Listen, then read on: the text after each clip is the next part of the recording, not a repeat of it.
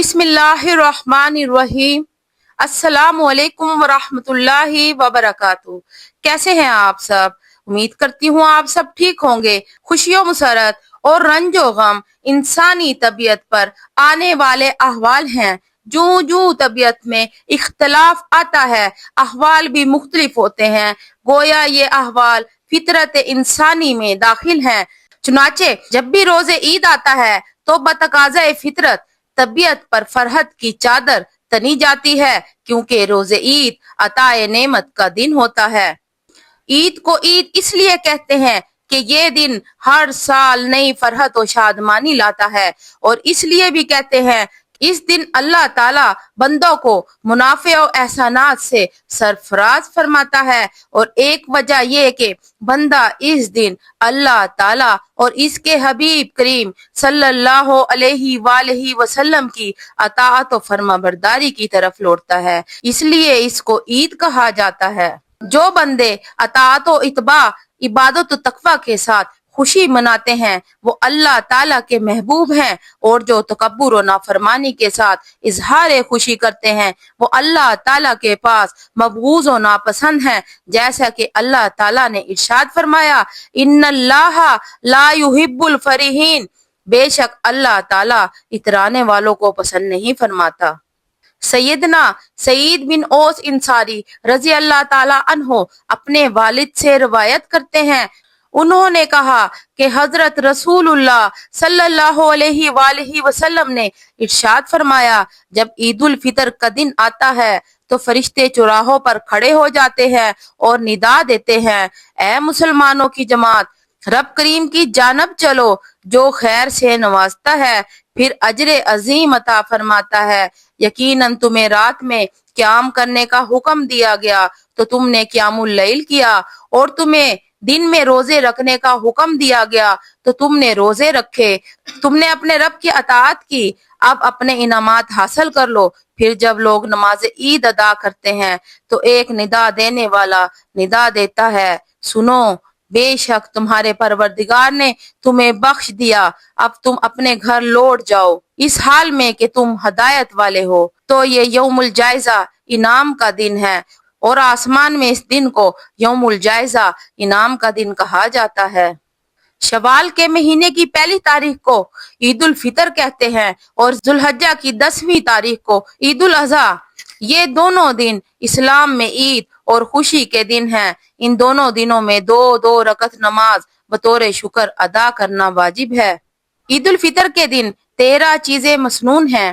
شرع شریف کے موافق اپنی آرائش کرنا، غسل کرنا، مسواک کرنا، عمدہ سے عمدہ کپڑے جو پاس موجود ہوں پہننا، خوشبو لگانا، صبح کو بہت سویرے اٹھنا، عیدگاہ میں بہت سویرے جانا، عیدگاہ جانے کے قبل کوئی میٹھی چیز جیسے کھجور وغیرہ کھانا، عیدگاہ جانے سے پہلے صدقہ فطر دے دینا، عید کی نماز عیدگاہ میں جا کر پڑھنا، شہر کی مسجد میں بلا عذر نہ پڑھنا، ایک راستے سے جانا دوسرے راستے سے واپس آنا، پیدل جانا، راستے میں اللہ اکبر اللہ اکبر لا الہ الا اللہ واللہ اکبر اللہ اکبر وللہ الحمد آہستہ آواز سے پڑھتے ہوئے جانا۔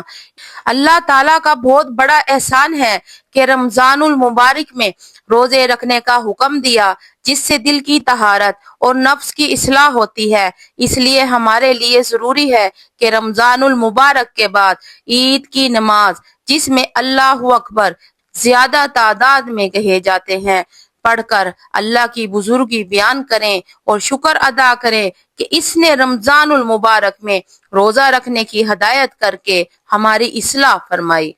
چنانچہ اللہ تعالیٰ کا ارشاد ہے وَلِتُكَبِّرُوا اللَّهَ عَلَى مَا هَدَاكُمْ وَلَعَلَّكُمْ تَشْكُرُونَ، اور تاکہ تم اللہ تعالیٰ کی بڑائی بیان کرو اس بات پر کہ اس نے تمہیں ہدایت عطا فرمائی، اور تاکہ تم شکر گزار بنو۔ عید کی خصوصی دعا عید الفطر اور عید الاضحیٰ کے موقع پر حضور اکرم صلی اللہ علیہ وآلہ وسلم کی دعا منقول ہے۔ حضور پاک صلی اللہ علیہ وآلہ وسلم نے امت کو تعلیم دینے کے لیے یہ دعا فرمائی، سیدنا عبداللہ بن مسعود رضی اللہ تعالی عنہ سے روایت ہے، انہوں نے فرمایا عیدین کے موقع پر نبی کریم صلی اللہ علیہ وآلہ وسلم یہ دعا فرماتے: اے اللہ، ہم تجھ سے تقوی والی زندگی اور حسن خاتمہ والی موت کا سوال کرتے ہیں، ایسا انجام مانگتے ہیں جو ذلیل و رسوا کرنے والا نہ ہو۔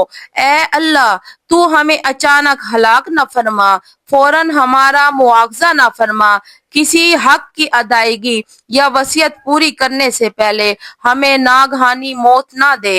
اے اللہ، ہم تجھ سے پاک دامنی، بے نیازی، پرہیزگاری و ہدایت مانگتے ہیں اور دنیا و آخرت کے اچھے انجام کا سوال کرتے ہیں۔ ہم تیرے دین میں شک و اختلاف، ریاکاری اور شہرت سے تیری پناہ میں آتے ہیں۔ اے دلوں کو پھیرنے والے، ہمیں ہدایت دینے کے بعد ہمارے دلوں کو ٹیڑھا مت کر اور ہمیں اپنی جانب سے رحمت عطا فرما، بے شک تو ہی خوب عطا فرمانے والا ہے۔ یہ عید کے موقع سے مناسبت رکھنے والی ایسی جامع دعا ہے کہ اس میں ان تمام چیزوں کی درخواست ہے جو ہر کسی کے لیے دنیا و آخرت میں مسرت و شادمانی، امن و سلامتی اور اتحاد و اتفاق کا باعث بنتی ہے۔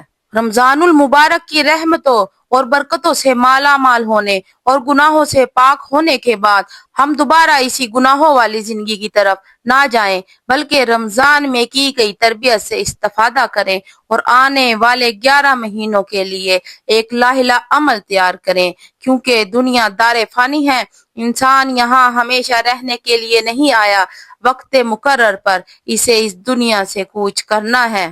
ارشاد الہی ہے: اے ایمان والو، اللہ تعالیٰ سے ڈرو اور ہر آدمی جائزہ لے اور محاسبہ کرے کہ وہ آنے والے دن کے لیے کیا توشہ تیار کر رکھا ہے، اور اللہ تعالیٰ سے ڈرتے رہو، بے شک اللہ تعالیٰ تمہارے اعمال سے خوب باخبر ہے۔ اللہ سبحانہ و تعالیٰ سے دعا ہے کہ ہمیں اور تمام اہل اسلام کو اس عید سعید کی بھرپور خوشیاں عطا فرمائے، ہمارے دلوں کو اپنے خوف اور خشیت سے معمور فرمائے۔ صحابہ کرام، اہل بیت اور بزرگان دین کی پیروی کرتے ہوئے نفس کا محاسبہ کرنے اور تصور آخرت ملحوظ رکھنے کی توفیق عطا فرمائے اور بار بار عید کی خوشیاں زندگی میں نصیب کرے۔ آمین یا رب العالمین۔ اللہ آپ سب کا حامی و ناصر ہو۔